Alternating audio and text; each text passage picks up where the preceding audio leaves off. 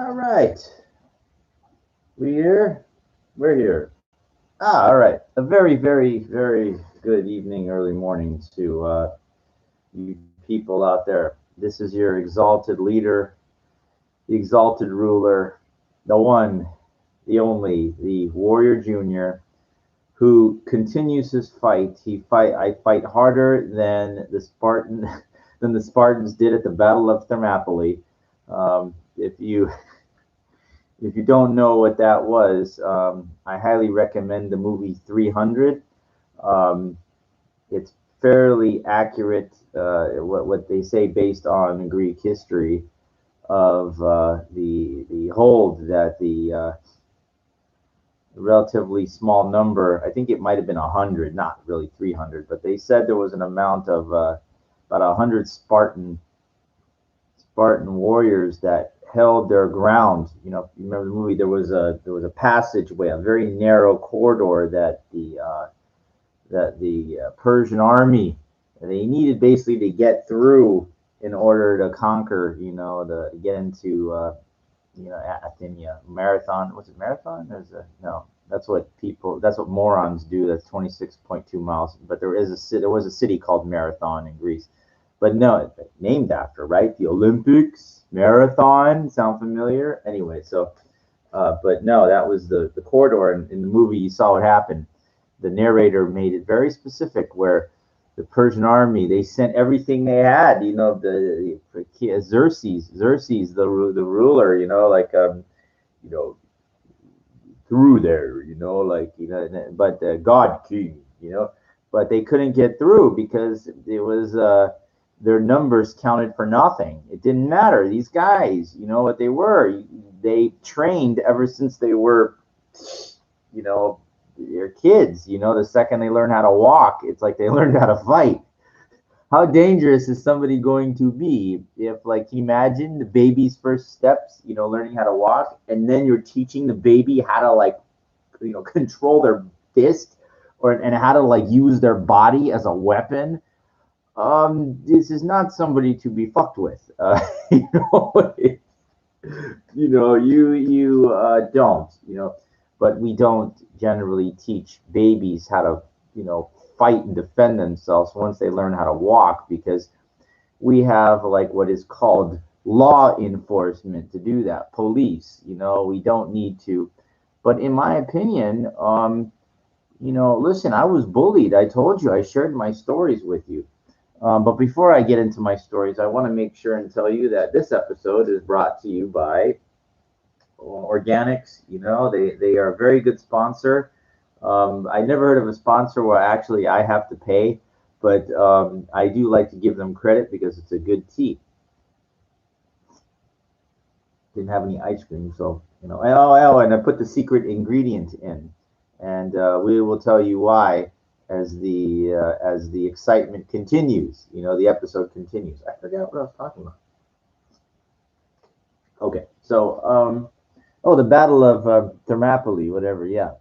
So it's really interesting. The Xerxes send everything in, but I think in reality it was King Darius the First was like kind of like but he followed under Xerxes and his command, but the general was like King Darius, and as the history I think recalls, they couldn't get through. They could not get through there.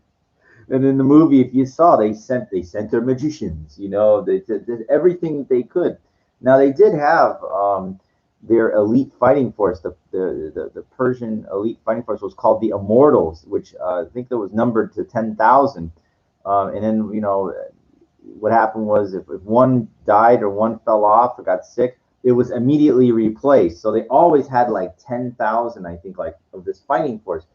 But they got their asses kicked because they were up against the Spartans. Like they held ground. Now, what happened? Even with it didn't matter. Like the numbers that they sent, it counted for nothing. I mean, you could send millions, but well, I guess if you the way that it looks, I guess if you send enough all at once, eventually you will get through. In which they eventually did, with the help of the Hinchpik, the betrayer. Yeah, I can't pronounce his name. I don't know. He's got a real complicated Greek name, but if you look him up, he was the the Hunchback. He was a Spartan, and Leonidas would not make him part of the team because he just was a cripple. He couldn't. He'd be beyond the weakest link.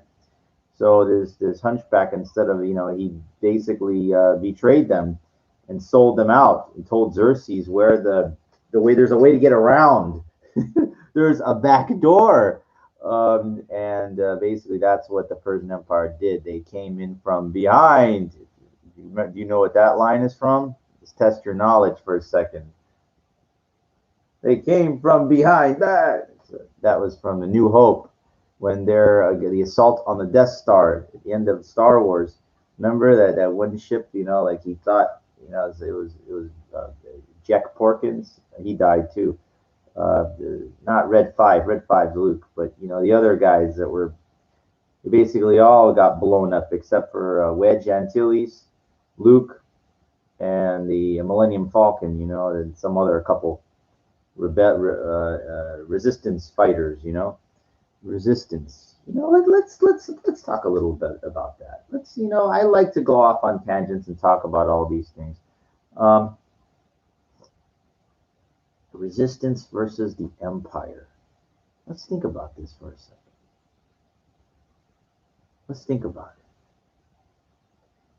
Now, when you think of the Resistance versus the Empire, you're thinking of Star Wars. You're thinking of good versus evil. Okay, is what you're thinking, correct? Now, I forget which one. I think it was episode 3, Revenge of the Shit, Revenge of the Sith. I'm not mistaken, but Chancellor Palpatine said he was talking to Anakin, and he goes, "Evil, it's a dark side. It's a point of no, it's a point of view." He goes, "Oh, you're the Sith Lord." Remember, he's talking. He goes, "In order to know all aspects, in order to know about a Jedi has to study all the facets of everything, even the dark side of the Force." So he tried to make a point here. He said the evil is a point of view, and it's very interesting if you really look at it from an eagle's eye perspective. Who says, who says that Darth Vader? Like now you have to remember. I forget the episode. It might have been episode 2 or something. It might have been 3 when Palpatine was declared Chancellor. No, not Chancellor Palpatine, or the ruler. I forget which one it is. And then Natalie Portman, Amidala goes. Natalie Portman. She played Queen Amidala. She goes, and this is how people lose their freedom to thunderous applause. But he said something. He said, "When we control everything, then finally we will have." And there's a pause. Peace. Now, does that sound evil? Does peace sound evil to you? So it's actually an interesting perspective here. Now the reason I bring this all up, I know it's science fiction, but let's look at this now. You know, I'm proud to be an American. I live in the U.S., but do we, when the U.S. goes into some place, we never leave. We always leave forces there. Always, we leave a deposit. You know, I mean, is that what resistance does, or is that what an empire does? What do you think about this now? And the empire is considered evil. It's just weird. I mean, if you really think about this, you know, the resistance are supposed to be the good guys. Now, I never read the original treatment or the story for New Hope, Star Wars, the original movie, but I think I've seen this somewhere. You can correct me. I mean, if you find the actual treatment script, there are many drafts, but I can almost 100% with certainty guarantee you Lucas wrote the first draft, I think, in late 75, 76, I think. And he wrote in a treatment in the thing, he put America is the empire. He wrote that. Put that. And it's sad to say, but there's a lot of truth in that. A lot of truth. I'm not going to use backward logic and try to say, oh, well, the hijackers were the resistance fighters on 9/11. No. Okay, I'm not implying that at all. Okay?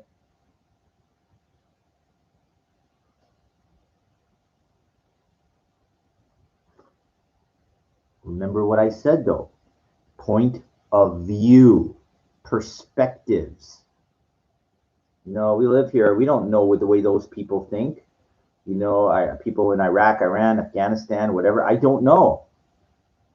But it just looks, from my perspective, that we kind of initiate a war to gain control over resources, I think. You know, I don't know. I'm not professing I know everything, but I'm just seeing, like, you know, it seems like we kind of have, like, you know, the power. Like, we don't have a Death Star. Maybe we do, but, you know, like the Pentagon is kind of like, you know, it's a powerful military industrial complex, which isn't that what the Death Star is? You know, isn't that what the Empire is? It's a very, very powerful thing. And they have stormtroopers there. You know, we really don't have, I guess, here stormtroopers. I mean, I guess you want to equate certain types of, you know, soldiers and you know, to that, you can. But just try to look at it from an outside perspective. I mean, we don't have, I mean, I guess the emperor is like, was supposed to be like a dictator or something like that. We don't have that. I mean, we have supposed to have freedom, but, you know, isn't it kind of like we do have that? But think about, like, it's a combination of both, you know, in a way. Like, how many people really know what goes on, you know, what we do, and we don't really have a say in that. It's you know, the commander in chief, whatever, you know, decides, is, no, we're going to go here, and the people kind of, we can't say no. You know, I guess the reason the Vietnam War, I'm not a authority on it at all, but I guess the people rose up so much against it that they had to, like, bring this thing to an end. I guess that's the only way that you know, wars come to an end, or if we kind of came in to the picture of World War II when Hitler declared war on the U.S. So I guess the perspective was like we were, you know, standing up against tyranny in that way. Um, but in a way, isn't it? I told you everything changes. Is it possible? Like, now we're becoming kind of like the bullies out there. Um, in a way, I don't know. I'm just giving my views. What I feel, you know, is not right. I think it's important to, you know, it just would be great. You know, like when they say make America great again, you know, it'd be fucking really great. It'd be great if we just became super selfish.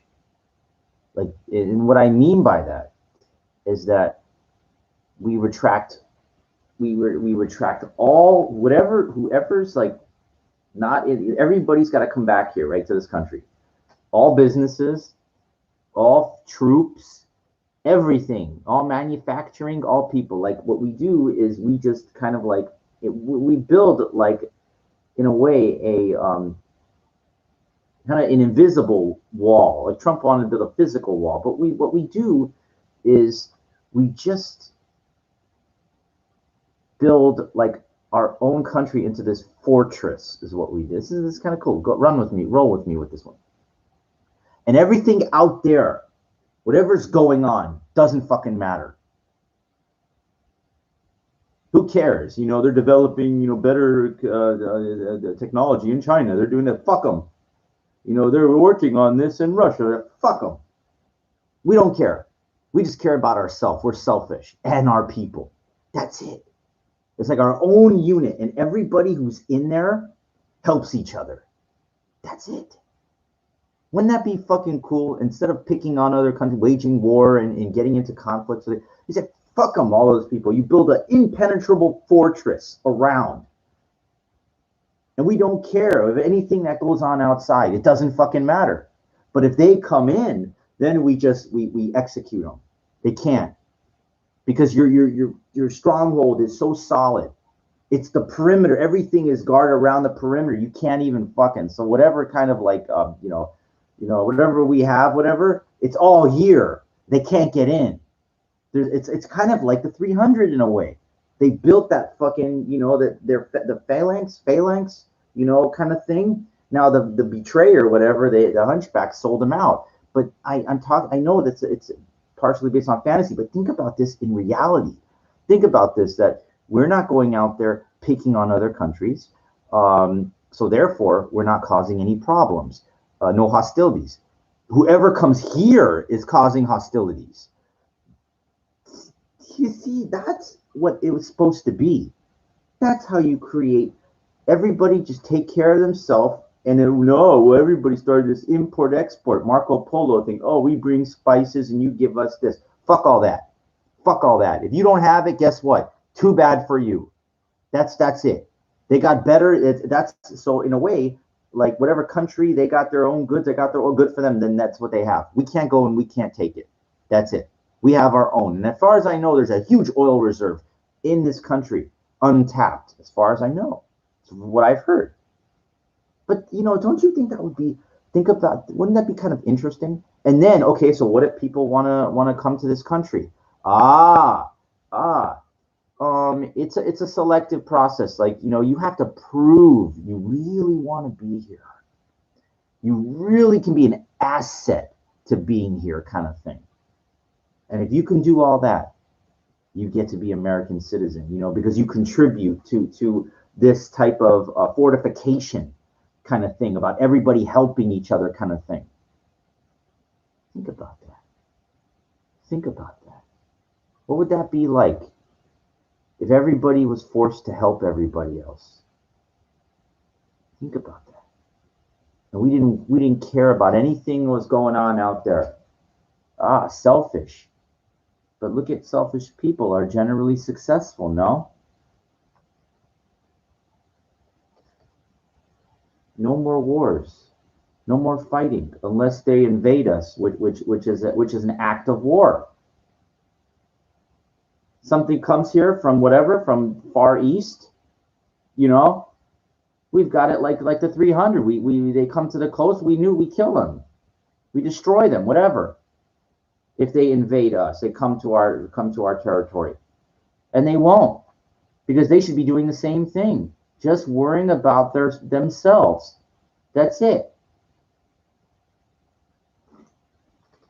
And if everybody just like takes care of themselves, well, what about travel and everything like that? Look, I didn't say my idea is perfect. I didn't say, but it kind of, I'm talking about, eliminating like, hostility on the planet, eliminating war. And I just feel like the people that have this kind of power behind those curtains that I mentioned, they don't want that. They want to like fuck make everything evil and hostile. And that's why we have events like 9/11 happening. That happened. And COVID and stuff like that. And everything that you can possibly imagine that's bad in the world. There's natural catastrophes that happen. I believe earthquakes are a cause of, taking the lifeblood out of the planet, the oil, and causing instability. They had electric cars back 100 years ago, believe it or not. Look it up. They had electric cars. They were designing them 100 years ago. More. Yes. It's not brand new. There was somebody called Nikola Tesla. I don't know if you ever heard of him before. Yeah. And before him, they don't let these people, develop their shit, because they're like that guy I told you about, the Wilhelm Reich. They threaten big business with their ideas. That Nikola Tesla had an idea for like a cell phone tower, but back in the 40s, 30s, or whatever, when he was around, the turn of the century. I don't remember. I don't know.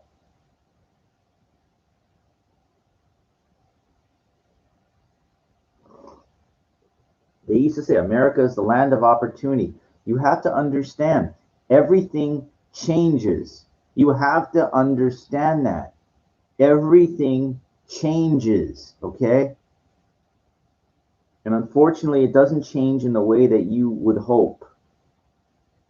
The great chasm, I talk about that already in my last episode. The people that have and the people that have not.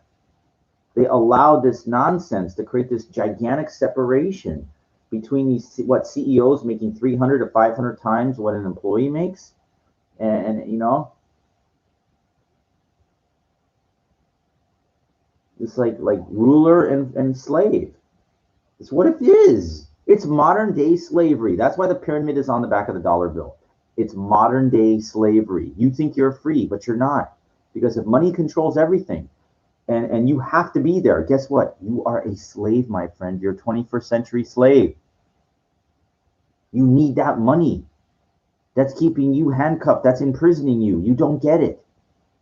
And the taskmasters are the pharaohs, whatever. They're the CEOs that run the company. They're whipping you to work harder. You have to be there on time. You have to do what they say. They don't have a whip, but they're beating you with you having to do what they say. It's creative 21st century slavery is what it is. If you own your own business, hopefully, if you have employees, you know, and you don't take care of these people and really give them a chance to like be part of your company instead of you being a chazer, then shame on you. That guy Shalom, what he did to my friend Pete, could have gave him a good piece of the company. He's worked his ass off for 20 something years. He got nothing. He got fucked. Okay? You know, it's not right. Not right.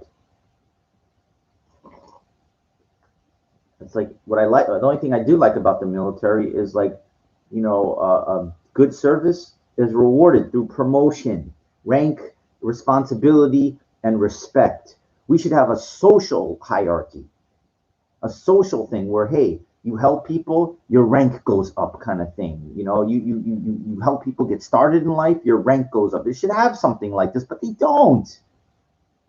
It's propagated on greed. Okay, well, you watch Wall Street, Gordon Gekko, there's Michael Douglas, and it was Charlie Sheen said, "How much is enough? How many more yachts?" You know, and he goes, "I used to think $1 million is all the money in the world. Now it's a day's pay." Can you imagine, like, if you help, you know, somebody, you could help somebody in their life get started? You'll never even see $1 million. You know, they don't even, you know, but you won't even give somebody like these people. I give you my definitions of helping people. They won't even help you introduce you to somebody that would look at your script. They won't even help, even that they won't even give you. Okay? None of those people that I mentioned, those powerful people in Hollywood, they won't do it. They don't. They act like they help. I told you, Ellen DeGeneres put on a couple dancers every once in a while, some freestyle solo dancers. They already got names on YouTube anyway. I already know all these people who they are.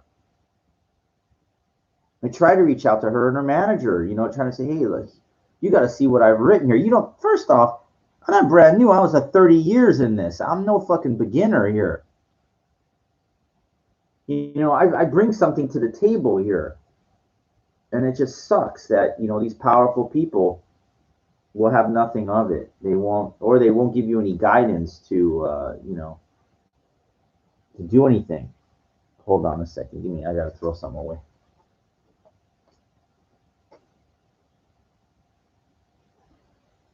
Sorry, I'm kind of like big on cleanliness, you know. I'm not a neat freak, but you know, something's kind of dirty or whatever. I just, you know, no way, yeah, you know, think about that. Look around your place, you know, and dirty and stuff like that. That rubs off on you, you know. The women gonna see that. They see it, even though, you know, believe me, it's like they kind of see your mind too. You know, they see a lot of shit, and it's hard. I know, you know, to keep yourself in everything, you know, but that's what it is. It's like if you have a house and you never like maintain it, it's gonna fall apart. Um, that's what it is. That's what it, you know, just nothing is, you know, things have to be clean. Things have to be kept in order, constantly improving, you know, and problem is that that requires a lot of effort. It's not so easy. I mean, I know. they say more money, more problems, but I disagree. I think, more power, more responsibility, and it's kind of like, I think a bum, somebody you see sitting around on the sidewalk or something, some of these homeless people, they don't have any money because they don't have any responsibility. They can't, or whatever, so it's kind of like, yeah, they don't got anything to worry about, but they got no money, and they got plenty to worry about, because what's going to happen is, you don't realize this, but even if you're sitting still and not doing anything, your body is constantly burning calories. When you're moving around, it is a lot more. So my point is, you're going to get hungry. So you're not we're not robots. We're human biological organisms. So a homeless person just sitting around, they're going to need to eat. Okay, they're going to need to do things like normal, like these things, and you have no money, no food, no shelter, no water. Um, you're gonna be in a world of hurt, physically. Like your body is gonna, it needs nutrients. You get older, it becomes a little more challenging too. That's why you see these people constantly working. They don't want money to be their problem. They want to have the best food, the best supplements, the best whatever. Like, and when you make money, you can just you can buy all that shit. You want organic tea, you want like whatever you want to eat. A good quality food is more expensive than garbage.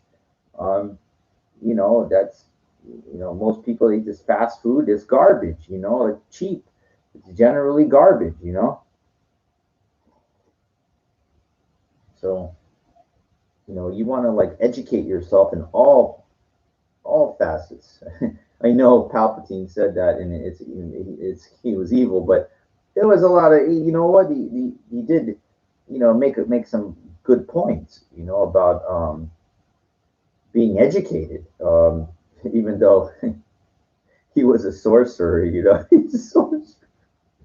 Hey, things can be used for good and bad. Fire can be used, fire can be a very dangerous thing, but it can also be used to cook food, so it depends what it is, like, you know, uh, the, just everything. A knife can be used for bad things. A knife can be used to cut food. So there's good and bad in everything. It's how you feel and how you use what these things are, in the right way. And that requires good, kind of generally a good upbringing. If you don't have a good upbringing, it's kind of like I said, you're dealt a bad hand, and hopefully it's like draw poker where you can draw some more cards. You got another chance. Um, all hope hopefully is not lost. You know, if you're financially indisposed, kind of like I am, start reading books on or watching a lot of videos. Figure out a way. Don't go along with the narrative of society saying, "Oh, $1 million is a lot of money." Stop believing everything and anything. Okay, forget about it. Start from the ground zero. What I mean by ground zero is, okay, even if you don't have any money, there's ways to create money through leverage. Okay, you can borrow your way, and so you can find a way that there's people like, not people, but yeah, people at banks or whatever like that. Um, Look for deals. Okay, small deals, something you can buy that you can flip. Okay. In my case, let's say it's like a baseball card, right? A graded baseball card. So you're not wondering, it's graded by a certain company, it's legit, right? And some people get on OfferUp. I don't like that site. I like eBay. Okay. So here's what you could do. Now, this is like, just try to get started with something. You could try drop shipping, where you don't even have to buy inventory. You can just look at other people, what they're selling, and then see how much you can get it for, like off of Amazon. And then go and get yourself like an Amazon credit card or store card. It's relatively easy, even if you have nothing. Like you're just getting started, right? And they might give you a $500 line, maybe $1,000 line. So you kind of are starting from absolute nothing, right? The credit card actually is even better because they give you like 5% off. Amazon, the Chase Amazon, I think it is. You know, um, and you get like free points, free money, like when you buy stuff. So anyway, here's what you do. You can basically, look on eBay, look for people, find other people that are drop shipping or whatever that are selling stuff, and see what's selling, right? And see how much they're sold it for. Let's say, let's start real small. Let's say something it's like $5 or something like that, right? And then if it sells and they said, oh, it sold so many of them, go see you can get it for like $3.25, right? It's only $1.75. What's that, right? Well, but here's the thing. So if it's so easy to sell, that's all you have to do. The second you just take the picture, you put it on there. The second they buy it, you take their money that's yours now, and then you go to Amazon, you buy it. So that's $1.75 profit for you. You spent $5 off them. You get the points. You get the you get the points from using your card. And this is one tiny little thing. Let's go a little more expensive. What if something's like $100, right? And so let's try to make like, I don't know, let's try to make it like $25 or 15, 20, 25. You see my point, right? You can make something from nothing. It's possible. Now I know it's not a lot of money, but you start with like food money first. That's it. Try to make, you make 15, $20 here, but it adds up. It all adds up. And the magic is when you start, you always pay off the credit cards, give them everything back. Do not let that shit add up. Then all of a sudden your lines start to go up. Then the amount of money, the power you have, leverage, power, you start building all this shit. You build a good credit history, then all of a sudden you might one day be able to get that mortgage for something. If you don't get greedy and you don't fuck up like I did. You don't get greedy. What you do is you build little by little over a couple of years. Believe me, time goes. You can work your way out of the poorhouse just with a little bit of. And I'm talking this. There's a million ways. I just told you one tiny little one small one something you could do. There's a million ways. There's more than a million ways actually, but that's one tiny thing I just told you for free. I told you for free. See, how come you don't do it? Well, okay, there's a lot of competition and stuff like that. I am actually. I try to relist some stuff, electronics and stuff like that, drop shipping, and I'm trying to be, now there's a lot of competition, I know. So just, try not to be greedy. Try to make like, 25, 30, but it just depends how much the item is and how much you can list. But you can flip shit. You can flip shit if you can go to thrift shops and something, that book, I think look it up, see how much it's sold for. The key, not how much it's selling for. It's got to have sold. People have to buy it, okay? Don't worry about what people are listing for. How much is it sold? How much are people spending on it?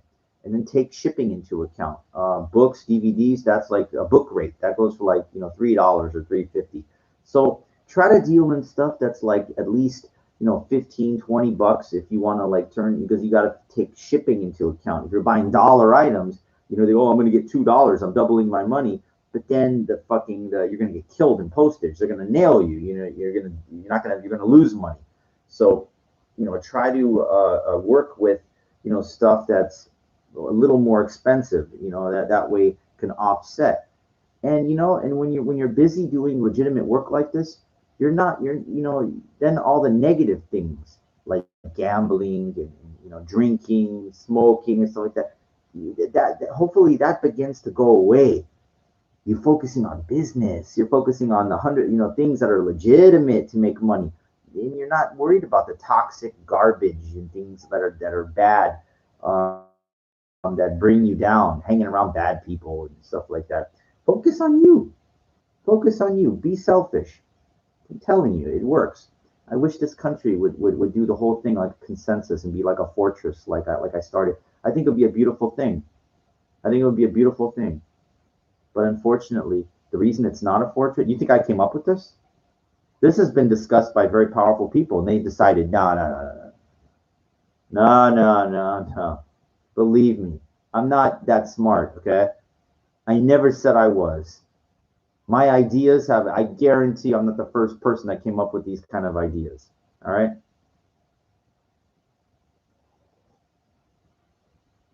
Not at all.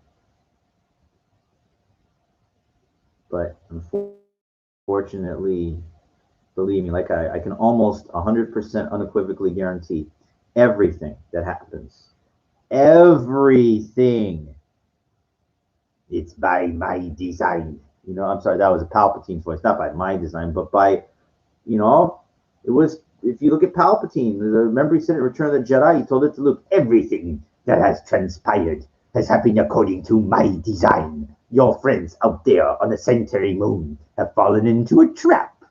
Oh, I'm afraid the deflector shield will be quite operational when your friends arrive. He knew. He knew. Okay?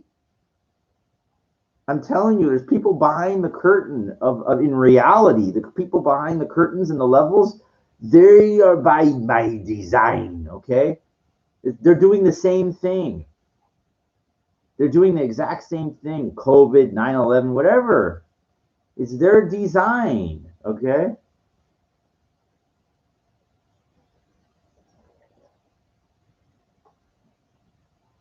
And there's nothing you can do about it. It's not like the movie where Luke, fights. Look, Luke could not defeat the Emperor, okay? Some knowledge from that. Remember Yoda to him? Yoda told him on his deathbed on Dagobah, he goes, beware of the Emperor. The last thing he said, Luke, Luke. Remember, he's about to die. He goes, do, do not, do not underestimate the power of the Emperor or suffer your father's fate. You will. Luke, when gone am I, the last of the Jedi will you be? Okay, so I mean, there's more where he tells him about his sister and stuff like that. But you see, the point he told him, Yoda warned him. He said, "Do not underestimate the power of the Emperor." And he kind of like he didn't know what he's up against. He had a very good idea of what Darth Vader was because he battled him in Empire Strikes Back. He put up a hell of a fight, and he lost. He lost his arm. I'm sorry, he lost his hand. I'm sorry, and he also found out that that was his father. So in the Return of the Jedi, in the end, he was prepared. He was ready at that point to defeat him. But he told Yoda, he said, I cannot kill my own father. So the whole thing, remember Obi-Wan? I told Obi-Wan, I'm sorry, and Obi-Wan as a Force Ghost said, he's more machine than man, twisted and evil.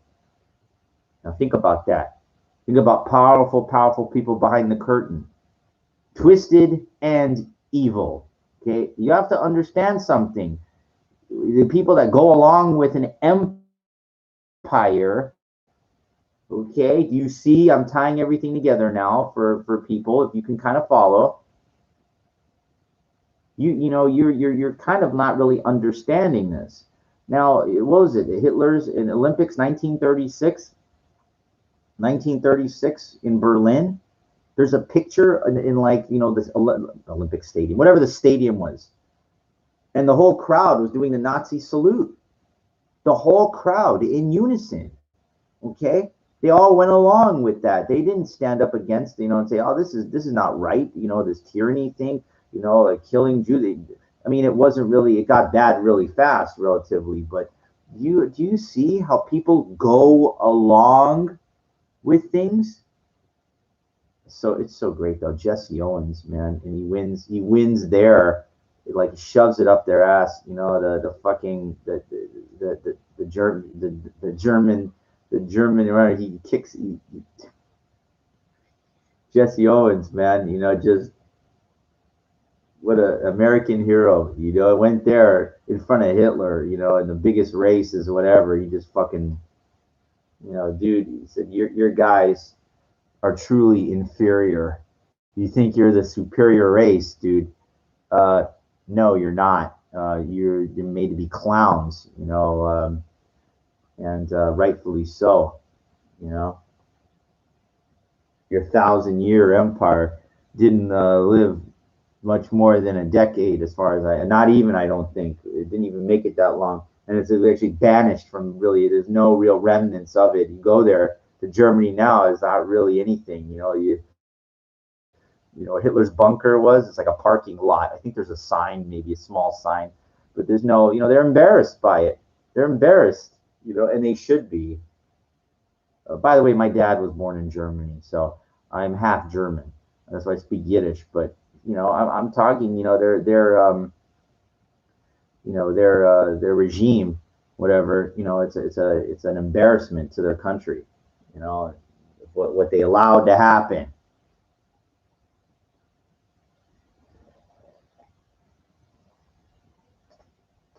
That people go along with and don't stand up against it.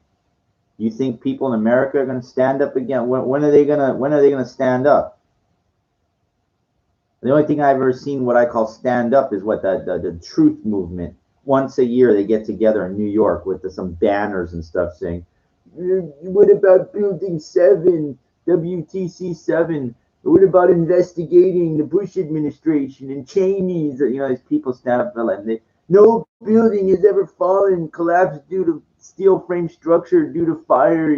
They make, they, it's like they're looked at like clowns. They're looked at, it doesn't matter if you're making a good point, but it's not, that's not how you do it. This is not, now I have seen research, like, they have get-togethers where people, they show like presentations and stuff like that, but it's like, they really don't get to the heart of the matter. You're not really, what they're doing is going over some scientific data without really trying to figure out, hey, who did this and why.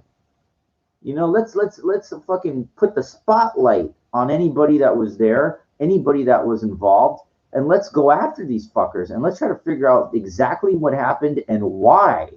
Everything. But no, they didn't. They took that, all that evidence, and they took it, they put it on a barge, all recycling sent to China. Who allowed that? Why? Who?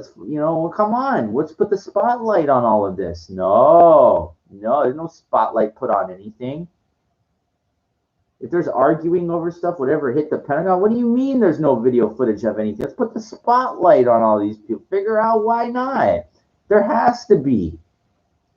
It has to be conclusive evidence, proof of everything has to be brought out into the light, not protected by the FBI, hiding evidence so terrorists won't get any ideas here.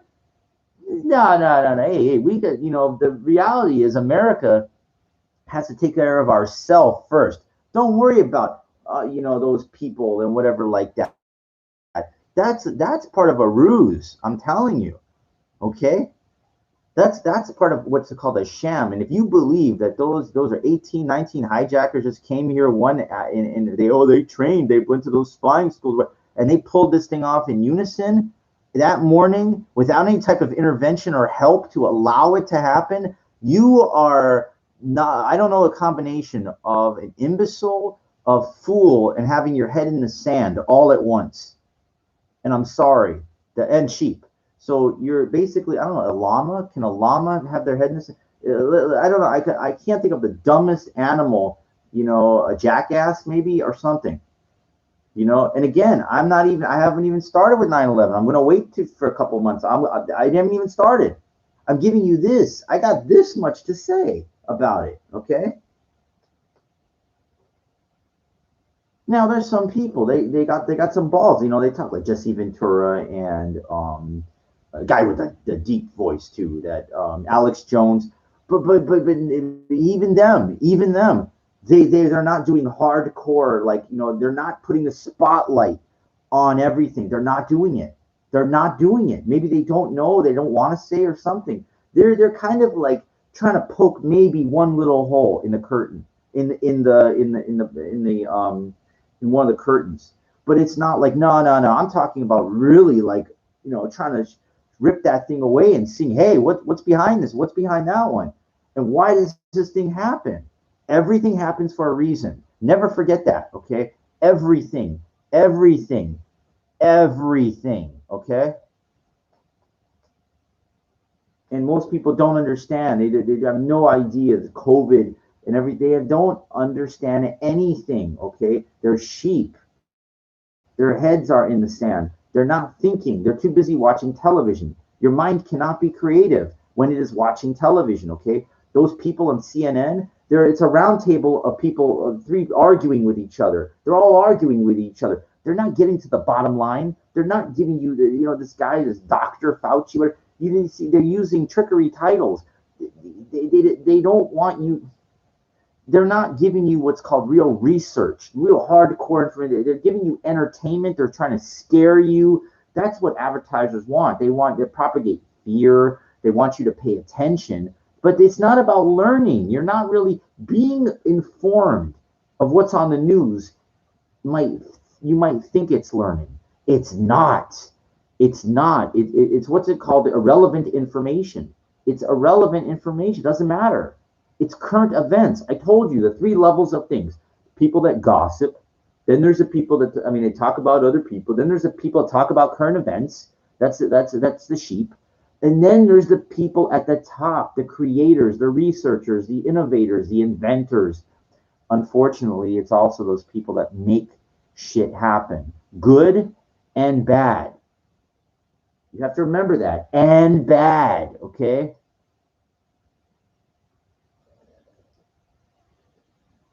That guy, that Epstein guy, what he did on that island, that fucking pedophile, whatever, he's financially way up there.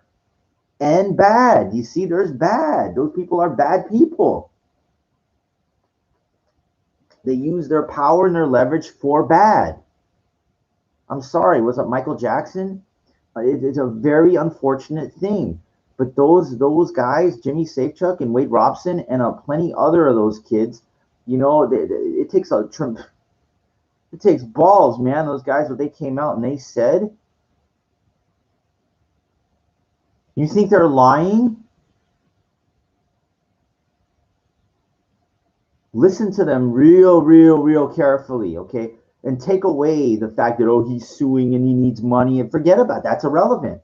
But you see, that lawyer used that. He used that against him. He said, because he's Mesereau, he's very smart. He's very fucking smart, okay? Doesn't matter. The truth is still the truth, okay? That's why Michael Jackson is not alive anymore. Because eventually the truth does come. It eventually comes out. It eventually does. And it comes out from other people. And eventually you just can't buy your way out of everything. You've got to go down. That's just the way it is. That's why he did himself in. Psychologically, whatever. He had to get out. He knew. He had an unstoppable sickness fetish, and there's a price to pay for that. It's a shame, It's a shame. I idolized that guy. Music, what he did, his dancing is unbelievable. But unfortunately, it's unfortunate. Behind the curtain, what you don't see is the reality. And I can assure you, behind the curtain of everything else that goes on, 9/11, COVID, and everything else, is something that you will not believe. You don't want to believe. You don't, okay? I can't believe there's not, and unfortunately, there is no real, that dumb insurrection, whatever, that stupid thing they did on the Capitol bill, those morons, those idiots. That's not how you make a stand. That's the dumbest thing that ever happened. That's the dumbest thing that ever happened. It made people look like fools. It made Americans sit at the people you want to stand up for making a statement. That's not how you do it. That's not how you do it at all. It's so stupid, You know how you do it? I think my friend in the 80s or whatever, they had abortion rallies on Capitol Hill. They all gathered, so many people there. They didn't storm anything. That's not how you fucking intelligently make a stand. For the pro-choice thing, I don't know everything about that, but women's right to choose, Men were there too, fighting for women's rights.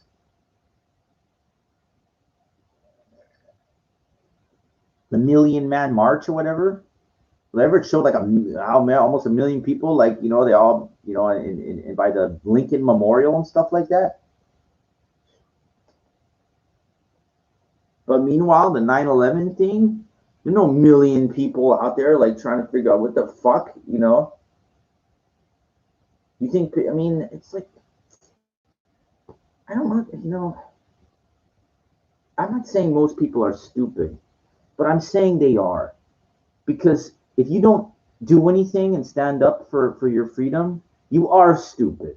You are stupid because it's like kind of like you're just allowing shit to happen. You're allowing things to get worse. And I mean, I asked this again. My grandparents, they were Holocaust survivors. It should never have gotten out of control. I mean, well, the people should have risen up before the Gestapo, the SS, or whatever, like all this, the regime became so powerful that the people were basically like sheep led to the gas chamber. It was out of hand at that point. And the only I remember, like my Motek, this family, my friend's dad, who's friends with my grandparents. I said, why didn't you do anything? And he said, we didn't think it was going to get that bad. I want you to think about what I just said very, very carefully, okay?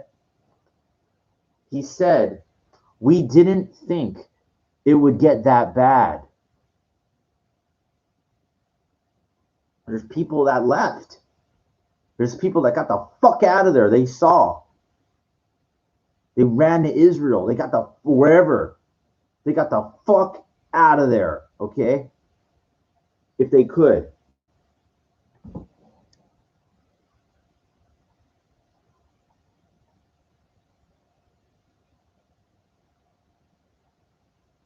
Thank God my grandparents survived. I wouldn't be here. But in a way, you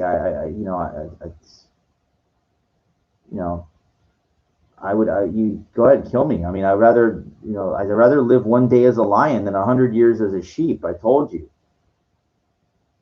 I'm not gonna fucking let go take me to a gas chamber or whatever, put me in a concentration camp. What the fuck is that?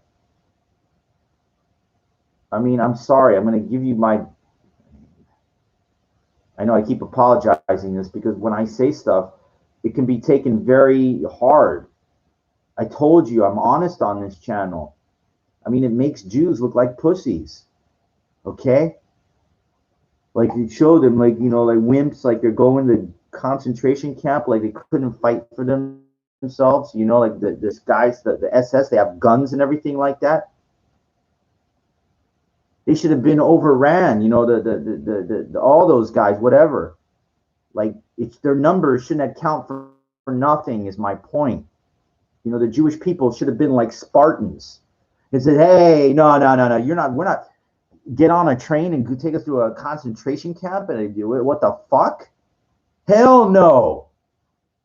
And those guys could have, been manhandled, take those fucking guns away from them. Oh, they would have got shot. Well, I said it's better to live one day as a lion than 100 years as a sheep. Okay?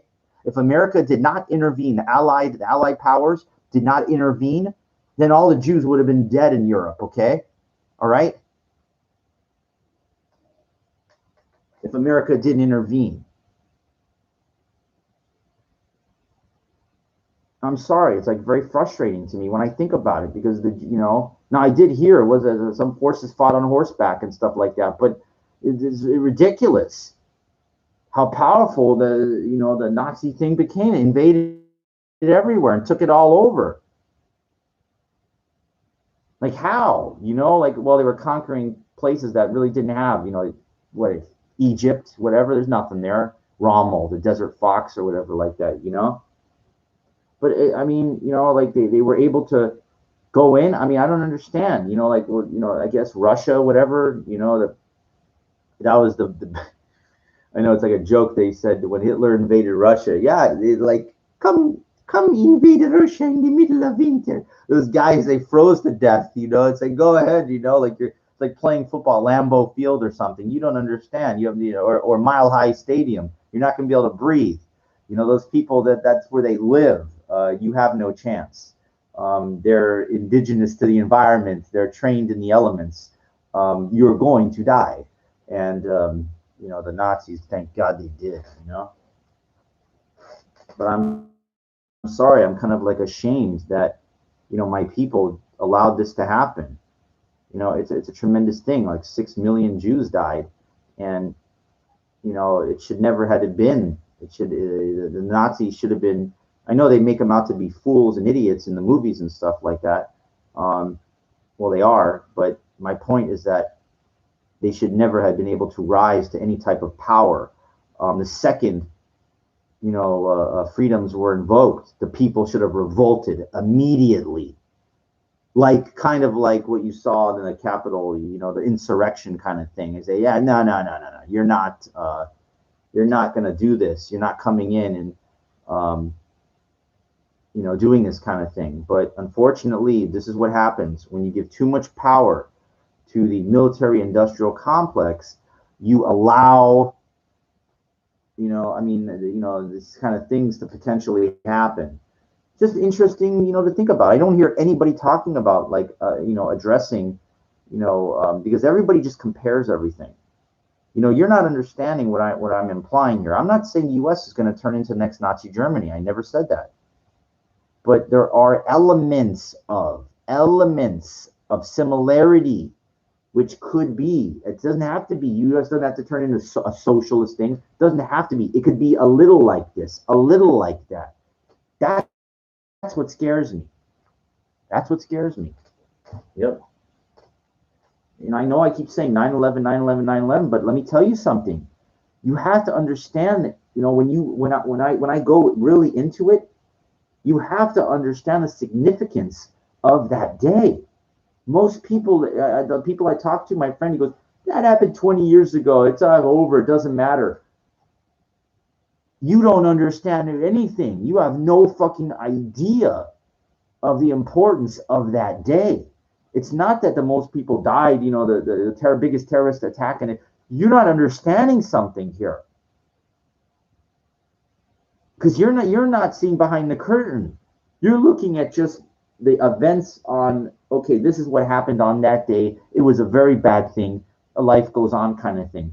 No, no, no, no, no, no, no. Look, was it Hitler? They set fire to the Reichstag, building and their own thing. You don't understand anything of anything, okay? If you saying, oh, it's 20 years ago, it's not that important, then you're a fucking head is in the sand. Your head is in the sand.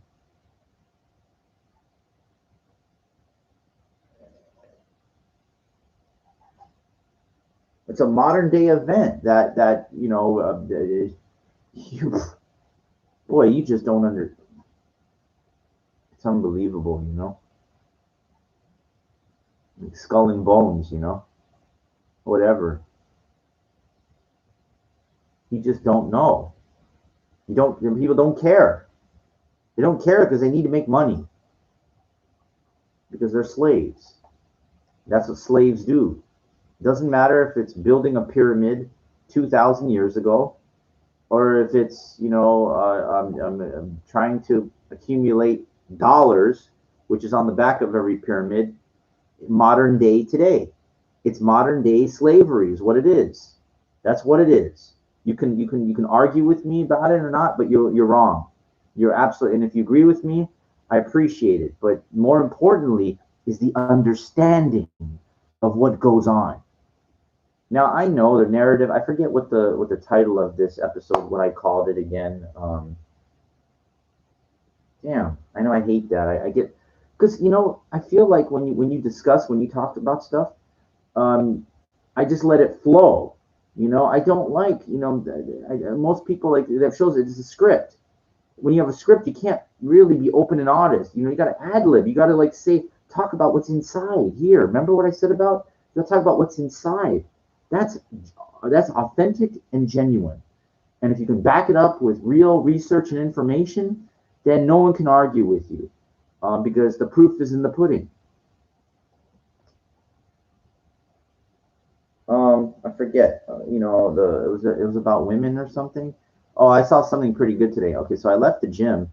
Oh, okay. Now I know what the topic is. I'm sorry. I recollected. Um, psychologically, using reverse psychology. using reverse psychology. Okay, I'm sorry. Because when I type in the title, I just go, and I think, oh, I'm going to talk about that. But then you see, I just go off on some other tangent, and but it's important. Everything I talk about to me is important. It's not just, I know I joke around a little bit, but I think I make some very valid points. Um, I'm not trying to boost my ego, but I'm trying to like be honest with people and be open about what I feel is the most important things to me. Okay, so let's talk about how I use reverse psychology in society. Sorry, when you put the saw palmetto in, it kind of sinks to the bottom, because it's like a herb. So, you got to kind of make sure and drink it. That's where the real help lies. It's in the bottom here. So let's get to that, and then we'll talk about our reverse psychology. Please be patient and bear with me. I don't take commercial breaks. If I do, I always tell you I'm going to the bathroom or I'm going someplace, turn on the fan, and I come right back for you. I wish I got paid. I wish I had money. Like it kind of helps. Get your needs met as a man. Money is very important. Women don't care about that. Yeah, the hell they're fucking lying to you if they tell you that.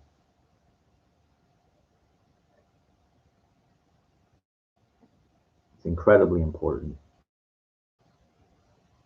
Women, there's more to like women don't care, but they care about you. Yeah, yeah, okay.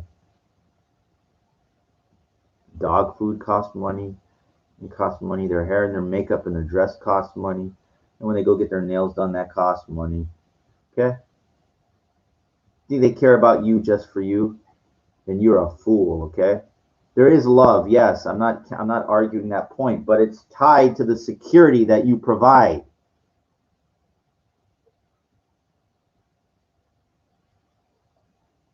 Think about what I just said.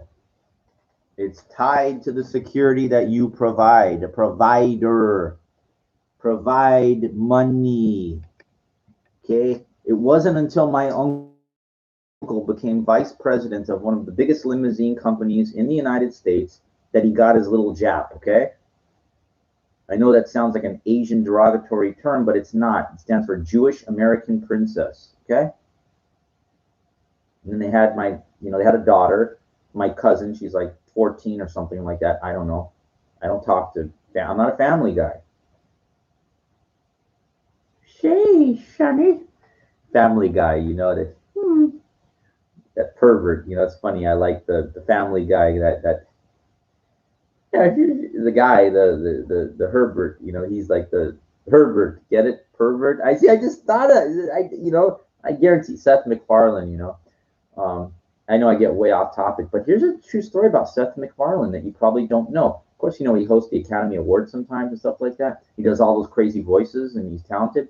But did you not know that he worked at the Pink Dot? He was a delivery driver, Pink Dot on La Cienega and Sunset for a couple of years.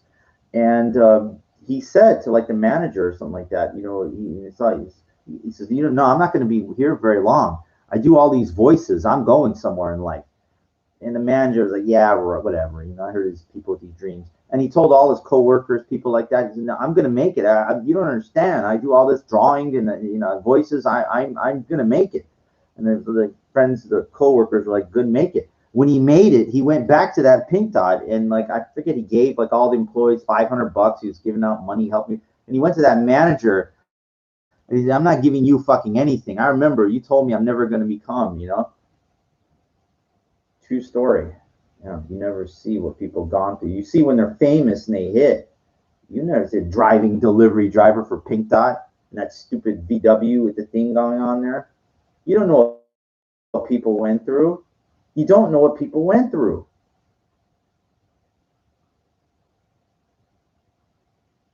Okay, I know why. I don't want. I got off topic. It wasn't until my uncle became successful that he got married. He found somebody. Okay, and what did my aunt that he married in the, what do you think she did? They had a family friend. They got divorced. They got divorced. They knew his family, and then he's worth like $100 million or whatever. And my aunt left my uncle for that guy. Money, money, security. money, status, money, power, money, leverage, money, okay? It's love. It's love because it's based on all those things I just mentioned. You know what's real? Now, I would say you meet a girl in high school or something like that, but I'll counter that one with another story. I'll counter that. It's the same, my same uncle. He got fucked twice, okay? I was gonna say fucked without getting laid.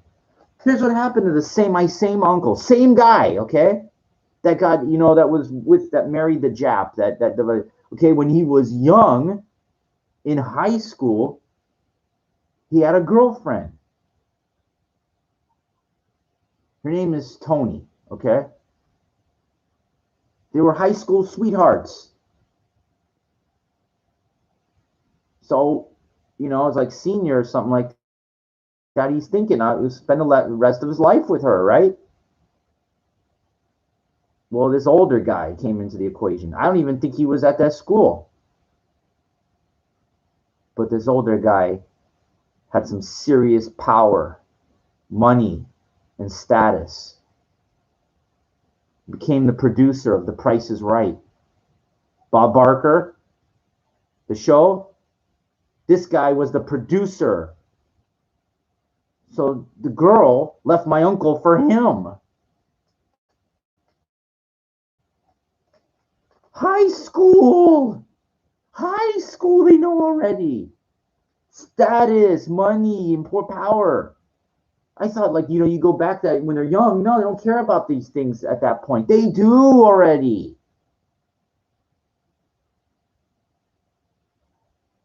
I know because I knew the guy, the producer. Yes, in the 80s, they allowed me back behind the scenes, behind the stage. I saw how the show works and everything like that. So what happened? So that guy died eventually. She's still alive. Tony, whatever. She's like my uncle's age. My uncle got divorced. So guess what? They got back together.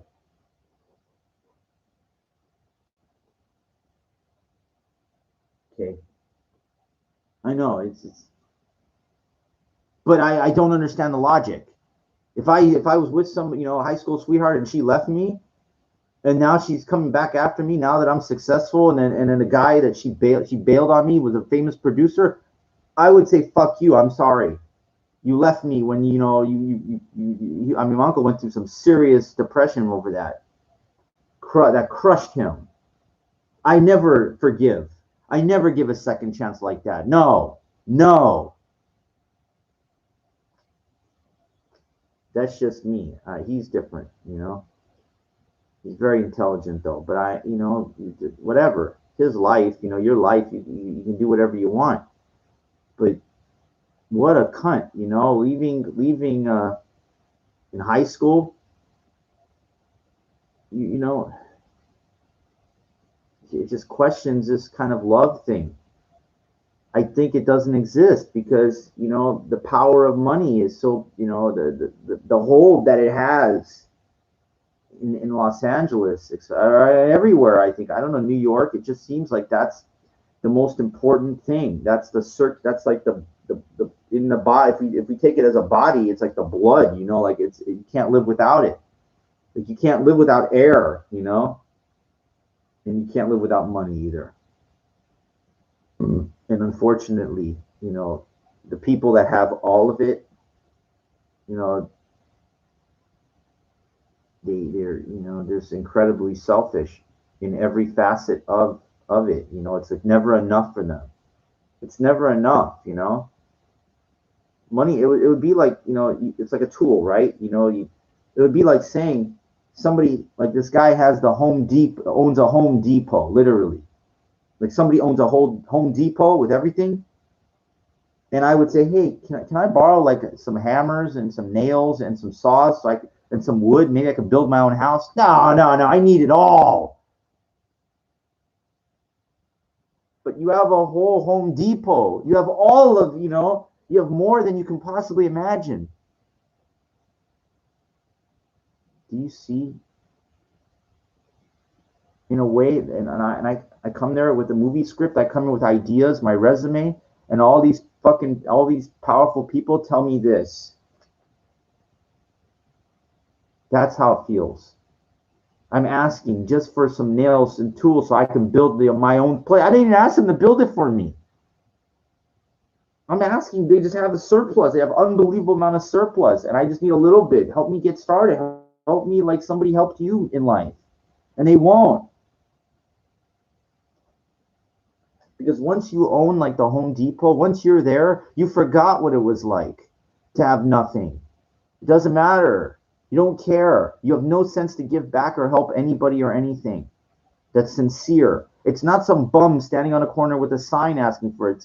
Show me. Show me your movie script that's 100 formatted pages. Show me the work. People that deserve in my opinion, are the people that do the work. Show me the work. That's how I became a professional baseball player. I did all the work. I'll share you this baseball story. I promised I would.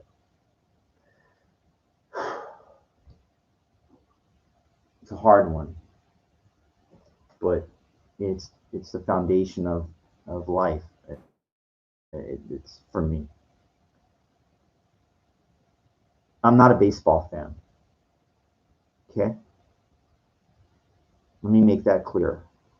I don't like going to the games. I felt I should be on the field as a player. I said I'm not a baseball fan. I didn't say that I don't love the game. Big difference. I know I'm getting off topic, but this story is very important. I was very, very small in high school. Fairfax High School in Los Angeles. At the time, it was like 3-year school, 10th grade to 12th grade. They changed it.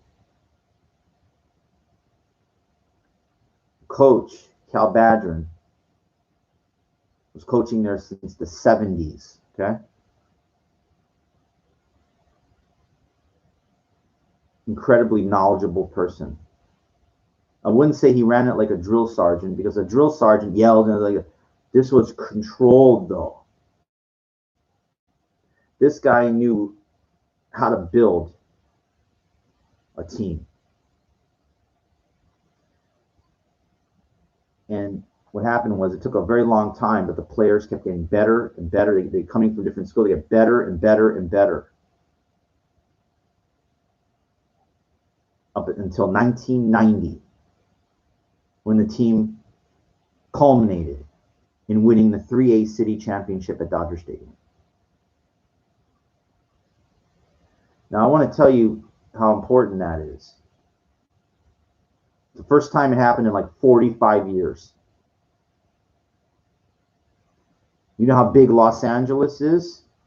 Do you know how many high schools there are in Los Angeles? Do you know how many of those high schools have baseball teams in Los Angeles? Like 100. I'm not exaggerating. You can look it up. Go to CIF and look how many teams there are. Los Angeles County, it goes from fucking like borderline of Chatsworth to fucking Long Beach. The whole county, everything. All of Metro, all those South Central, fucking Locke High School, Manual Arts, Narbonne, Garfield, Washington, you name it, all in there.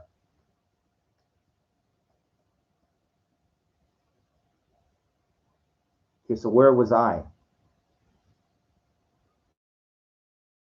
I wasn't on that team, okay? I came in there in 88, late 88. I was a twerp, you have to understand. But the twerp wanted to be on that team more than anybody.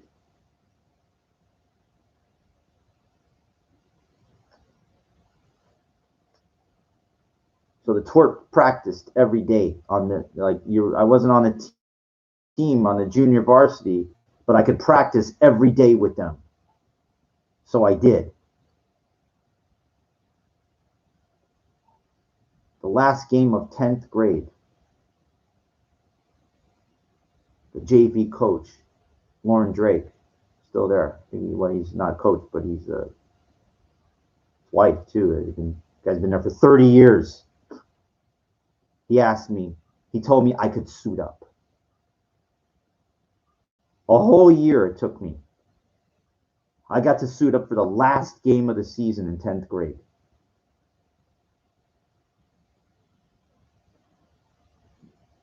Now, they had summer league. They don't have it anymore, but they did in 10th grade. I played every game, every practice, whatever. I was there all summer long now. I got to play. Leading into 11th grade now.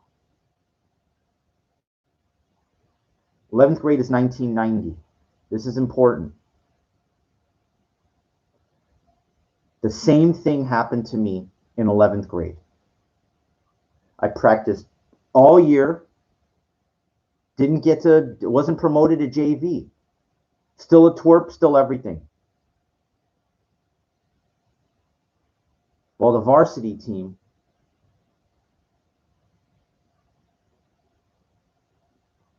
won and went to Dodger Stadium. I got to suit up the last game of 11th grade JV. A group of the JV players were promoted to varsity to go to Dodger Stadium. I was not one of them. I did not go to Dodger Stadium to watch the game. Because after 2 years of work, I felt I should have been promoted. But I wasn't even really on the team anyway. But 2 years. Now, again, you're like 16 years old. 2 years is over 10% of your life.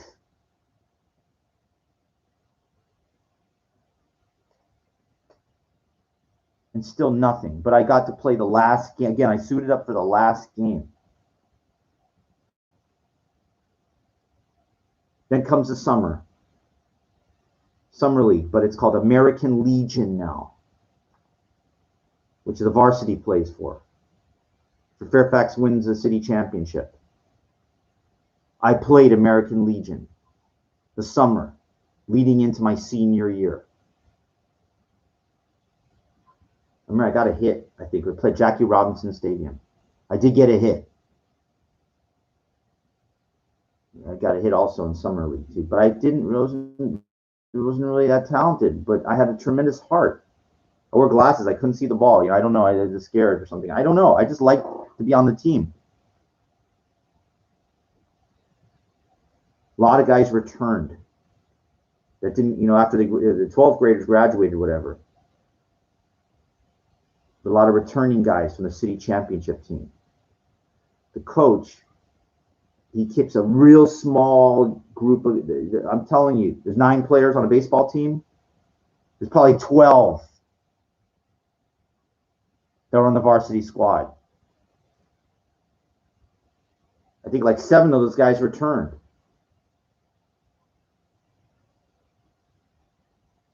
Senior year comes around. I'm out there, I don't know what's going to happen. One day, the coach comes up to me, Cal Badger, and he goes, Mikey, you got a decision to make right now. I go, what's up, coach? You can either start JV the whole year, or you can come up and play for me. And I didn't take me a second to even think. I said, I'm coming up and I'm playing for you. It didn't sit well with a lot of those guys on JV that weren't promoted. There were only a couple guys that were brought up. I basically came out of nowhere.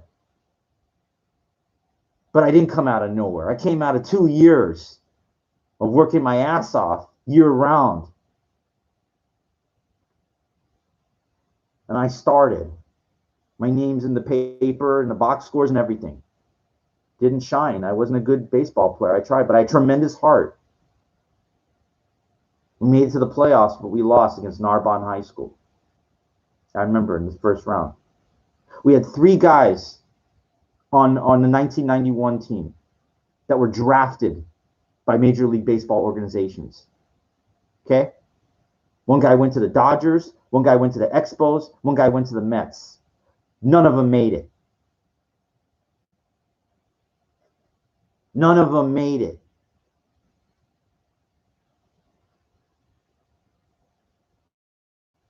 I know it's a long story, but let me continue. I didn't know where to go play after 91. That's what got me through high school. But I knew I wanted to keep playing. So I attended, I remember the Steve Garvey baseball camp, and an incredible arm. They're comparing my arm to Sean Dunston at the time, played on the Chicago Cubs. I'm sorry. I could throw. Now I still was really small. I was maybe 115, 120 pounds. Wore glasses. I had a cannon, but still, it was like kind of like a camp for rich kids kind of thing. And there was one coach there from Mission College, community college. He invites, we'll go take a look at you if you're interested. And it was just so far away. It was in Sylmar. I couldn't get out there. I don't drive. So I tried to go to Santa Monica College, and that didn't work out. I tried out and I didn't know where to go. I need to go find a school that's close that has a field on the campus that I could get in. And I didn't really have a good grades, so I think community college. I tried out at LA Valley College in 91, and they cut me.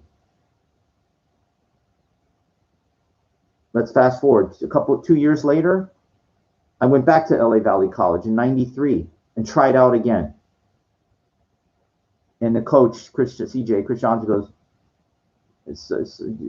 sorry, you're like a Woody Allen, sorry.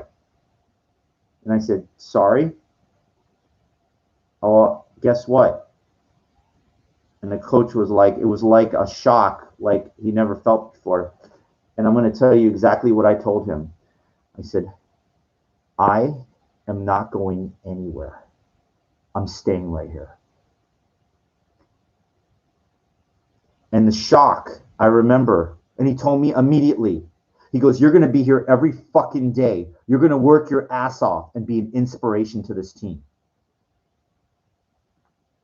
And I was for 2 years.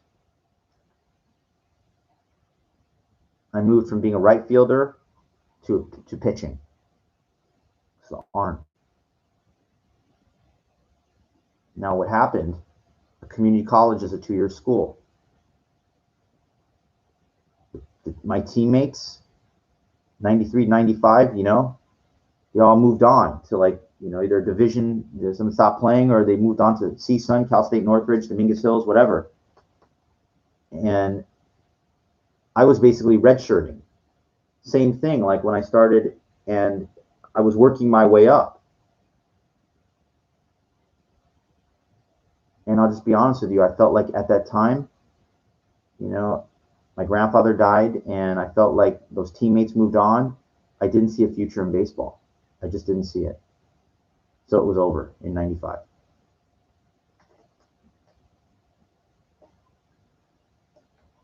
For about 6 years. Then I heard about, because I thought, you have to be drafted to play professional baseball. It just wasn't good enough. But then I heard about these things called professional independent baseball. I go, what's that? Wait, I thought, you have to be drafted. No. They have these independent professional baseball leagues. They're for either players that, maybe they're trying to get back in, or some player, it gives them a chance to play serious ball, not for a lot of money, of course, but the goal is they're looking for a diamond in the rough that they could sell to a major league organization. Now, I was working out in the gym every day, right? I mean, into the late 90s here, we're talking. I said 6 years, maybe a little less, between 4 and 5. It was around the year 2000, 99, 2000. So I was still in my mid-late 20s. I thought I could still do this. I don't know what happened. I said, I can still do this. It's not too late.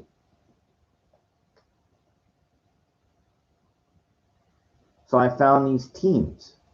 The Sonoma County Crushers in Santa Rosa, Northern California. The Reno, it falls under Western Baseball League, WBL, which it's been dissipated a long time ago. But they had an invitation tryout, and I convinced whoever it was, the president of the league, the You never played professional baseball before? I said, but you don't understand. No, I convinced him to take a look. I guess maybe 20 years ago. I don't know how I did. You know, I got a lot of heart, you know, and sometimes it's conveyed. You know, people feel that like this guy is determined. I mean, how could you say no? Like sometimes when someone really, you know, I'm just not talking out my ass. Like I feel like I deserve to be there.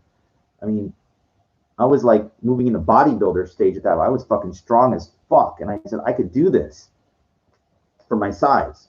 I wasn't 110 anymore. I was like, you know, for 5'9", like 185, fucking solid. Like, you know, I said I want to fucking show these people what's up. And so I remember they had a tryout. The first one I went to was for the Reno Blackjacks. I flew out to it. And I remember I hit a fucking ball. There was batting practice. I hit a fucking ball. I think it's still going. I mean, I'm not joking. I was like, I hit this fucking ball. They're recording. And I'm like, dude, where's my contract kind of thing. And I remember at the end of the tryout, the coach goes, we're not signing anybody today. This and that. You know, I was like in shock. I was like, hey, you know, came all the way out here. I mean, I was for real. I was fucking for real. Then 2 weeks later, there was a tryout in Sonoma County Crushers for Sonoma and Sonoma, California. I went to that too. What happened was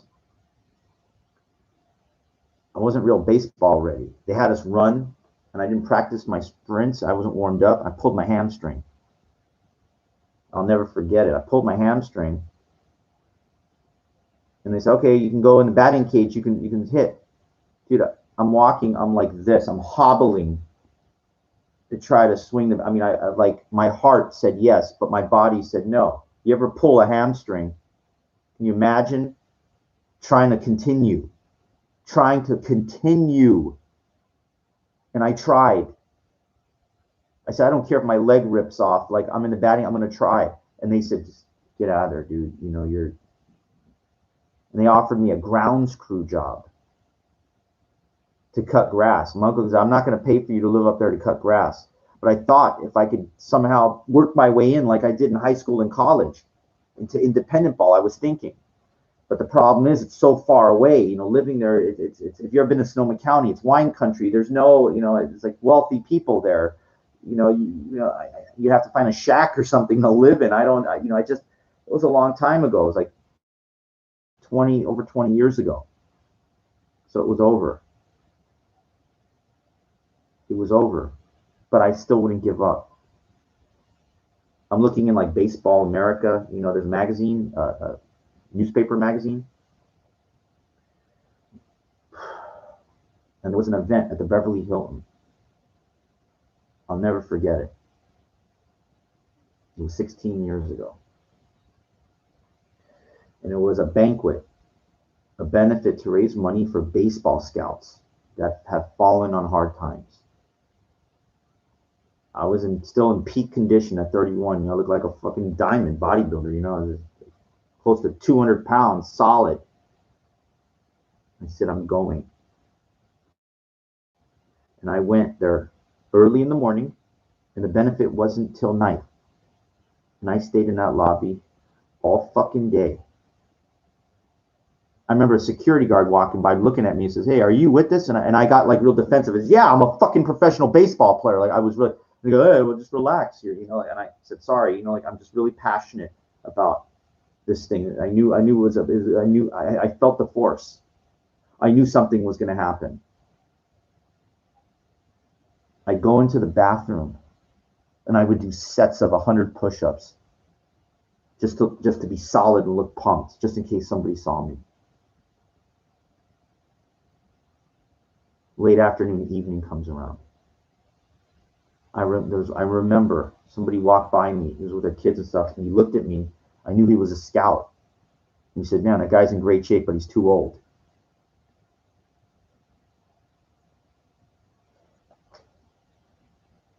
At the end of the gala, like, I think it was toward the end or before, I just don't remember. It was around 8, 9 o'clock. I got there. I told you I was 6 in the morning, whatever. It's like, you know, 12 hours, nothing. Nobody's coming up to me. I'm not networking with nothing. You know, it was like, you know, I'm holding a baseball in my hand. I got like this form-fitting shirt on. I'm fucking like jacked. And then I'm starting to think about, I go, what the hell's, it's over. What? No, it's, it's a business of professional baseball. I said, I didn't make it, Sonoma County, Reno, you got no professional experience. It's over.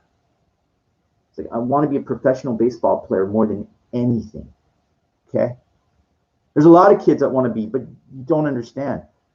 I told you about everything, but you don't know. I used to stand outside my apartment building near the sidewalk, and I would swing that bat 500 times a night. Every fucking night, working on precision, power, everything. Every night, okay? I wanted it more than anybody else. You don't understand. Even with the tryout, I was standing outside the Motel 6 swinging that fucking bat. Other people that were at the tryout, they were watching me. They're kind of smiling. You don't know who you're dealing with here. But you're dealing with a business. And if you're not 18 to 24 with some serious talent and have played, it's not going to happen. There are movies like movies like The Rookie. Even that guy, he played professional baseball. He was in the minors in his 20s. Okay? He had a background. It's business. It's a business. It's a business. And that's what all was hitting me all at once when I was sitting in this chair in the lobby of the hotel with all those people, not networking with nobody. But this is what happened. I sat down, I was sitting down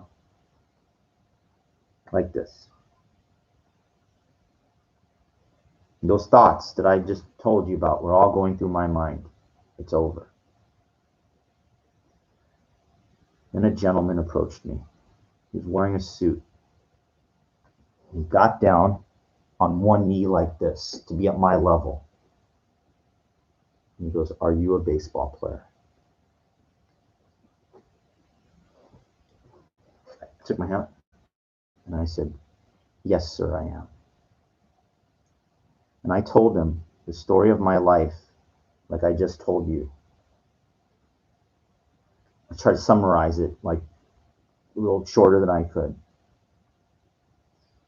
And he goes, "Look, I'm not going to promise you anything, but my name is Jim Lucas, and I'm the president of the Brockton Rocks professional baseball team in Brockton, Massachusetts.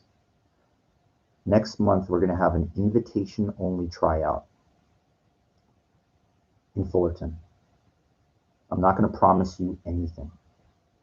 The coach is inside the gala. Maybe if you wait around tonight, you could talk to him after. Here's my card. You call," and he gave me the card of the coach, his phone number, where he lived in Burbank. I forgot the coach's name. He said, "You call him tomorrow."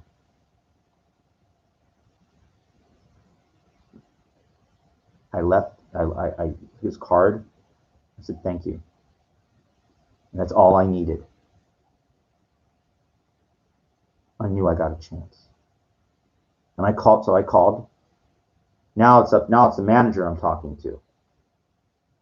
The manager goes, "So you never played professional baseball before? You don't understand. I worked out every day. You never did. I went to tryouts. You didn't want to hear any of it. It didn't matter."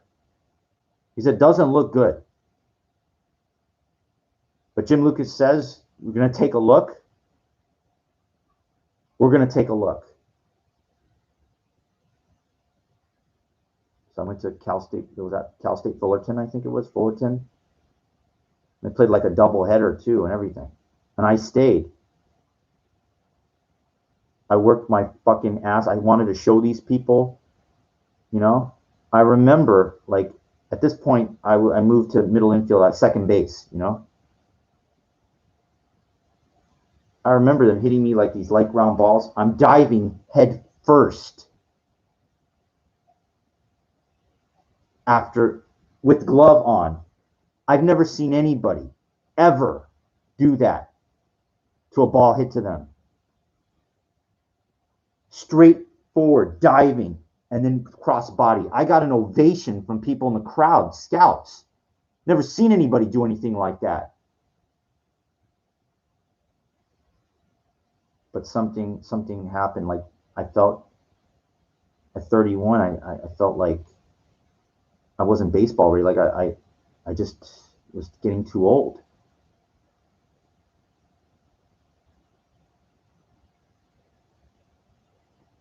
So I think, yeah, the doubleheader, they decided like after the first game or something. I think I had a broken bat too. Like my power was pretty, but I didn't couldn't hit live pitching. I just So they did like cuts to see who could stay around for the second game, and they didn't let me stay. But I didn't leave. I wouldn't leave. I wouldn't leave.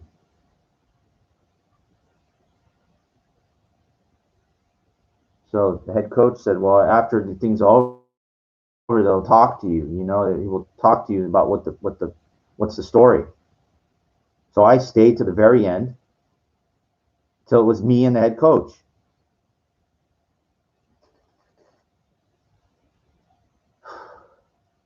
And he goes, "Look, dude, this is," he kind of reiterated what I just told you about the business of professional baseball. I couldn't accept it. The coach told me, he goes, "Look, dude, I was a AAA All-Star, and I didn't make it."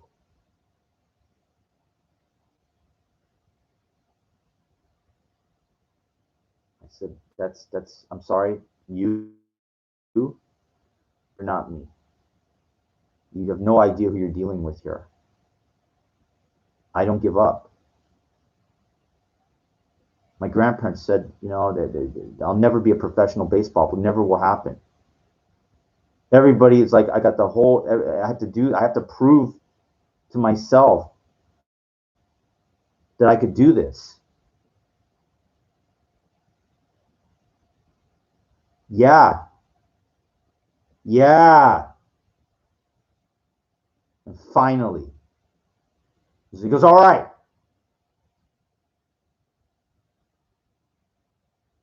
I'm going to talk to Jim Lucas tomorrow. I'm not going to promise you anything, but we're going to see if for one day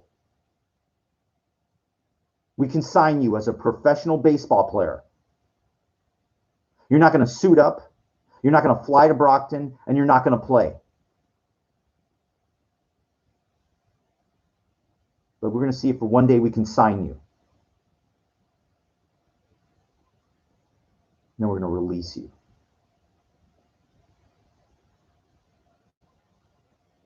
They told them the whole story. They looked into me. They found out that's the guy that went to Reno. I get a phone call a couple of days later from the manager asking me how to spell out my name properly, my address. He goes, "Do you know where Tanner's is?" "Oh, yeah, it's a couple of miles from where I live." We had lunch there. Showed up, the briefcase. Had the lunch. He takes out a napkin and wipes off the table. He opens up his briefcase and he pulls out two copies, two contracts. People are looking.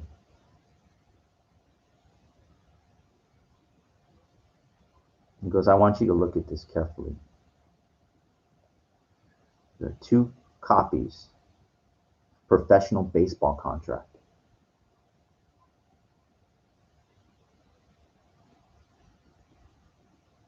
My name on it.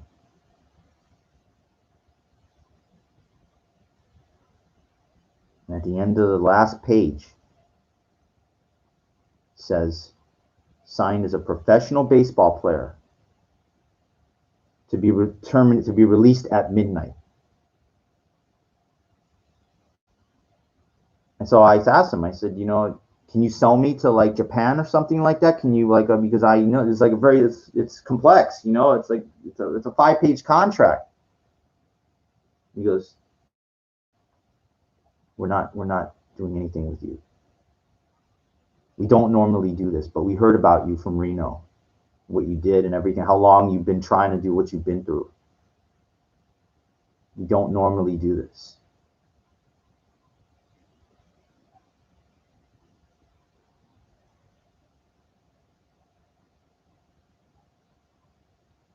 Hold on a second.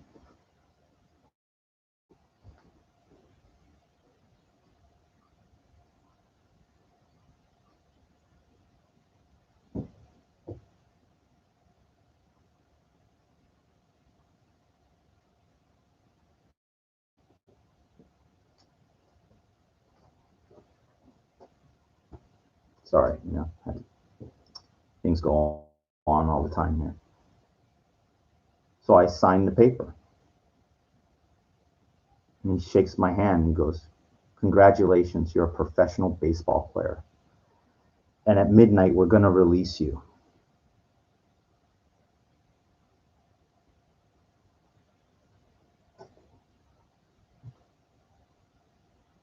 This is my contract right here. Okay?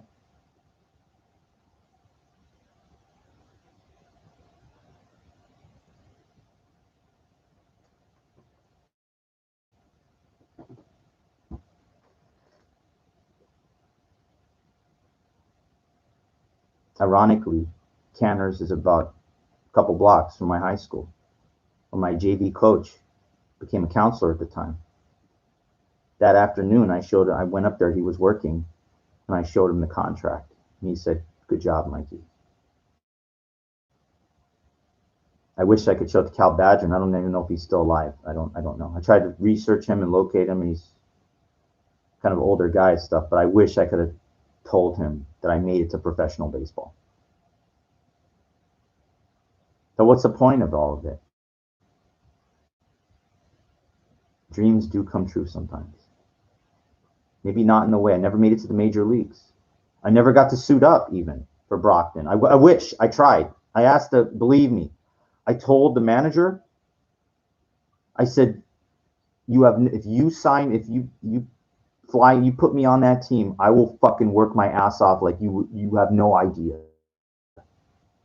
He just said, it's not going to happen. It's not going to happen. And that was like as far as I could go, was getting that, just a contract for one day as a professional baseball player. It was good enough for me. It was practical, it was realistic at that time, and it gave me closure. So, in a way in life, dreams can come true to some extent. But remember, what I said, it's a business. That's why I knew like that was it. It's a business. I was just too old, 31. I just didn't have the talent. I had incredible heart. I think that's what got me that paper and the story to tell.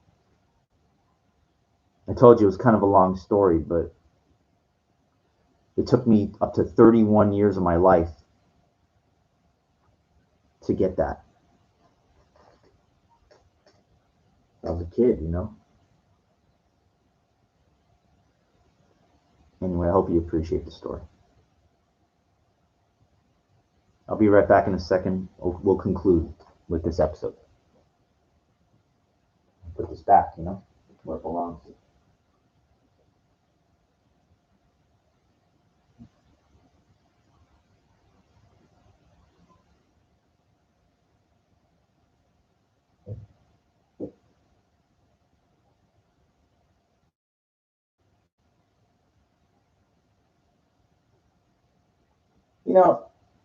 I think it's kind of important because, I did put up a lot of applications. I tried to become a coach, actually.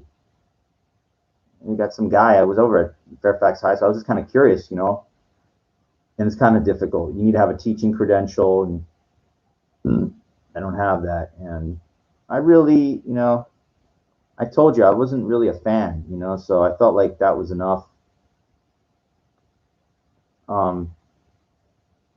I like to move on with things. So I really hope you enjoyed that story. It's I try to sum it up, but can you imagine spending years and years and what I went through for that, just to have some closure? I know you can sum up like what I consider a lifetime,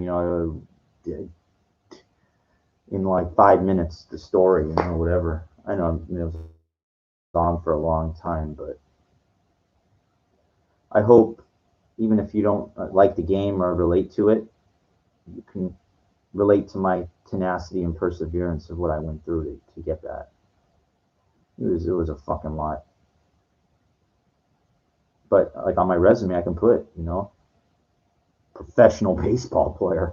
I mean, even though I technically didn't play this and that, but it's still bottom line, I can say I was. And then, by the way, there is no semi-pro. Okay, I want to clarify that before I'm done here. I've heard a lot of people say, "Well, they played semi-professional baseball." There's no such thing, my friends. Either you're a professional baseball player or you're not. There is no semi-pro. There's adult leagues. That's not semi-pro. It's pro or not pro. Okay, that contract, it says, $750, per month if I would have played, even though it's signed for 1 day. Pro. Okay,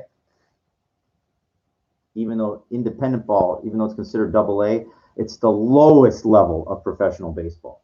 It's below affiliation. It's below the farm system. It's independent.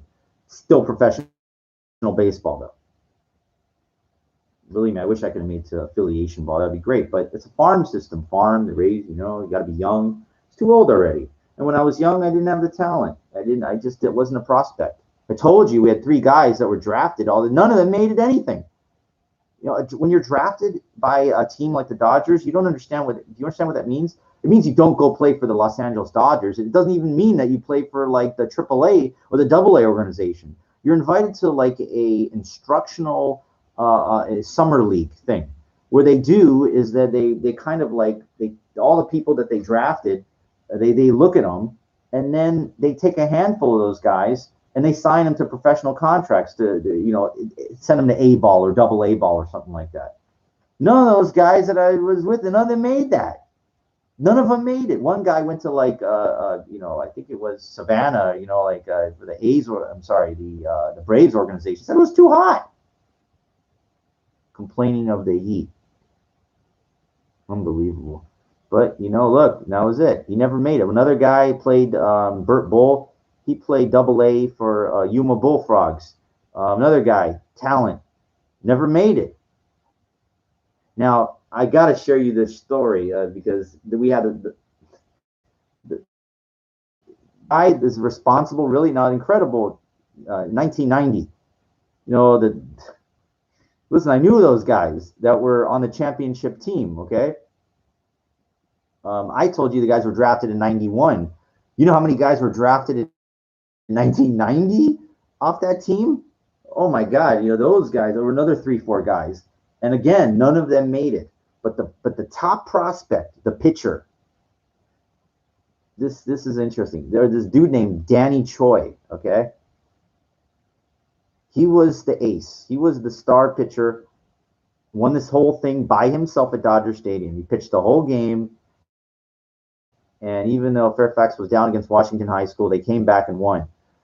But this guy was a fucking talent and a prospect. He was about 6'1", about 185. He could throw, and now we're talking in about 1990. He could throw in the low to mid 90s with control, okay? That's a fucking prospect. He was drafted by the A's, okay? And he wound up getting an offer to go play professional baseball in Korea for $1 million. And that's what he did. And he went there and he didn't shine. He came back here. He played for Long Beach State, Cal State Long Beach. And they were touting him as, a prospect, and everything like that. I forget. He was I'm trying to remember exactly what happened. He played for Long Beach first before he went to play in Korea. I think so. I think that what happened was played Long Beach State first, touted at this big prospect with a great record. He got the $1 million to play in Korea. He came back and it was over. And that was it. Out of all the players I've ever played catch with, I was literally scared to play catch with this guy. He could throw that hard, just like warming up. I like to test my own, fortitude just to play catch with this guy. You could hear the ball coming. It sounded like a hornet, a bumblebee coming at you. Because the seams, when he throws, the seams, he's throwing so hard, but he's not even trying. That's how good this fucker was, okay? I'm just saying playing warm-up catch with him, not catching, just throwing. Guy had a fucking, Jesus, a laser. And he didn't even make it to the major leagues. You understand, in Korea, $1 million in 1990, it's a lot of money. 1990, okay? Never made it to the majors. I was always curious. I said, well, who's from Fairfax High School? Anybody make it to the majors?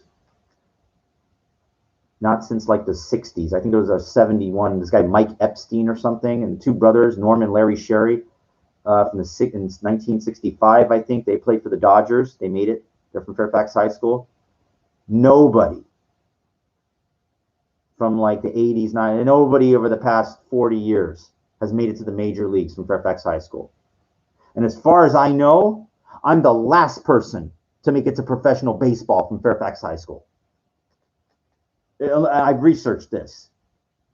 I'm the last person because I signed a professional contract at 31 years old. I stop by, and I research and I look it up. There's nobody that has even made it to the minors from there. Bert Bull, I think that was in 96 or something. He played for the Yuma Bullfrogs AA. So besides me, him. Eduardo Payan, too. Incredible talent. Incredible talent. He drafted by the Expos. I don't know what happened. I think I saw him at a park one time, maybe 15 years ago. I just, I don't know. When I was not there all together because of my drinking, I forgot he was my teammate. He drafted by the Expos, but he never made it. I tell you, they just weed those people out, You AAA All-Star in LA, you would think. Doesn't matter. There's a lot of schools out there. There's a lot of people that play baseball. There's a lot of talent out there. But I had tremendous heart. And that heart will get you only so far. It got me some type of validation and closure is what it got. And a little bit of personal satisfaction to say I was a professional baseball player, which is actually true. But did not make it, as far as playing and suiting up. Oh, well, life goes on. I hope you appreciated this story. That's all I'll ever say about it. Now that I talked about it, and I move on.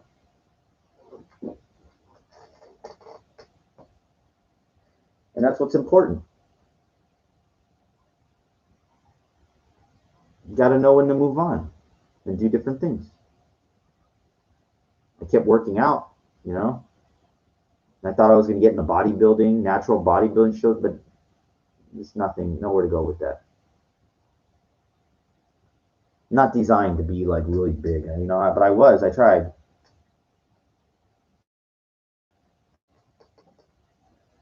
I got a master's degree in phys ed. Technically, it was supposed to be sports administration, but on the degree it says physical education. I never really asked the school why. It's kind of weird. On the website, it says sports administration. Send me the degree, it says physical education. Usually it's an emphasis in, but there's nothing on it. Why don't you be a coach at community college? Look, I applied for lots of stuff, man. I hate when people say, why don't you be? They ain't fucking hiring, man. I tried. And you know what? It's got to be on my terms or forget it. I'm not going to go to some places that I'm not comfortable with and I'm not interested in. I don't care. It doesn't mean anything to me. I do what I want to do. I told you, some things are behind me already.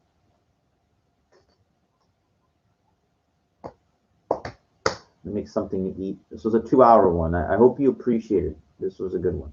Yeah, the baseball story, you know, it relates to tenacity and going after what you want out of life. You know, some things are very short-lived. Steve Garvey's talked about, you know, it's young, you know, it's fast. But think about you and your life. Like, what could you really apply yourself to that could get you some type of satisfaction or get you something that, you know, sometimes, you know, you don't have to go back. You know, too many people focus on things that are way, it's already, no. What you do is you take that and you build upon it. I told you, I got into fitness. I got a master's degree in phys ed. Baseball was a foundation kind of thing, you know, that helped me with that. What's your foundation in? What can you build on? Think about it.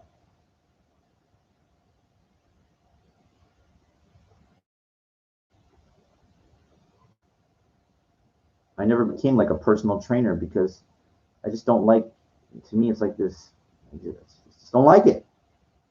To me, it's glorified cheerleading. It's like bedside manner. I don't, that's not me. I'm too focused on myself. You know, and again, they couldn't pay me enough. They couldn't pay me enough, and they won't. You know, this guy's Gunnar Peterson, whatever, trains Stallone. You know, I don't know what he knows. Probably, you know, I guarantee just very likable. You know, that's what it is. It's marketability. It's connecting. You know, it's these things. I don't have that. I'm too combative. I just don't have. I'm not that kind of person. A lot of these people can lie to you and tell you can do. You know, they bullshit. They're not real. I can't. I'm not. I don't do that. I don't do that. I'm too, you know, like not drill sergeant way, but in a way, but without yelling. Like I'm too like focused. I don't fuck around, and you can't treat people like that. You know, a lot of these people need physical therapists. Is what they need. They don't need personal trainers. You know, they idiots talking about, you know, going on a trip or something. These idiots, you know, just passing time. They're really not there to make. You got to understand, to force your body to change, you have to.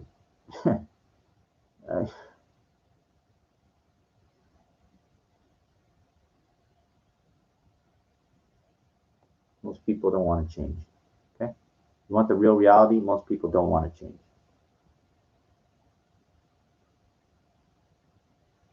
They say the average person gains like 10 pounds a year, whatever. For 10 years, it's 100 pounds. Jesus. Maybe you won't gain that, but you know, young people, they don't know. Young women, they wait till they're my age. Jesus. There are some in great shape. Yeah, there's women that are 50 years old in incredible condition. There are. Not the average. Not the average at all. A woman, I look at a woman, a 50-year-old woman, come on. Yeah, man. Sorry, that's like an Israeli. One guy said, yeah, man. You know, like that. It's Bubba Mansa's bullshit. There are some. But come on, you know, we know. You want to lie or you want to tell the truth? Women look good when they're like, come on, come on, like a tomato and it's prime, when it's ripe, okay? 25, 27, 24, younger even, whatever. When it's, you know, that's when it's, come on, man. You're fooling people. Now, there's women that look good in their 30s. There's women that look good in their 40s too. I know. But, you know, let's be real here. You know, I told you, Christy Canyon, what happened. That look goes away, that cuteness that she had, whatever. And if you're banking on that, you're banking on your looks. Good luck, because it's gonna fade away. You better make You better make as much fucking money as you can and then be really good managing it, because that your age is going to catch up to you if you're banking on your looks. Very, very few. I've seen some exceptions, what Raquel Welch or whatever. She was on Greg Ferguson one time. She was like 74. She looked very good for 74, but Jennifer Lopez, whatever, 50. Who knows what kind of work these people have done too? You don't know. You don't know, okay? Yeah, she comes from a fitness background though, dancing, when she was like 18, all right? There's a lot of people that dance that they were 18, they're 50 years now, they're 50 years old, they look like shit, She's an exception because that's her bankability, her marketability. She knows. And how many people can you say that? It's like one, her, I mean, come on. I go to that thing with the dancing with the older people. I'm sorry. And what's sick is a lot of people have money too. They got money, but they don't know how to take care of themselves, or they don't, or they're just they're miserly cheap. They're just miserly cheap. They just don't want to spend. They don't want to. I would charge people $200-300 an hour, with like a 2-hour minimum, to for me to help you, to design something, and kind of show you what to do. People ain't gonna pay me fucking $500-600 for a couple hours. Are you fucking crazy? But I should be getting, to me, a lawyer charges, whatever, or a regular doctor, you go, and that's what they make.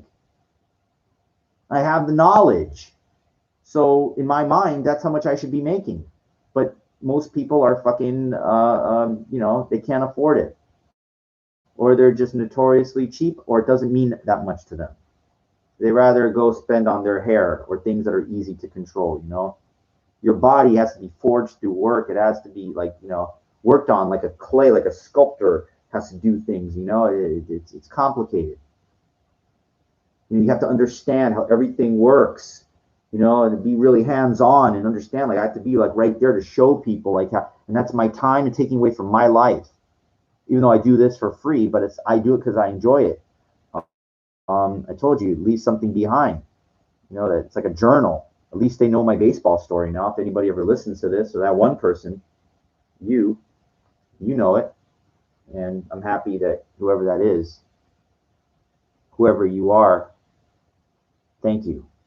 Anyway, but let's just leave it at that. Thank you. I believe in you. I believe in me. Maybe one day we can all believe in each other. We can all help each other somehow. I hope so. Okay. I want to make something good to eat. You go make something good to eat too.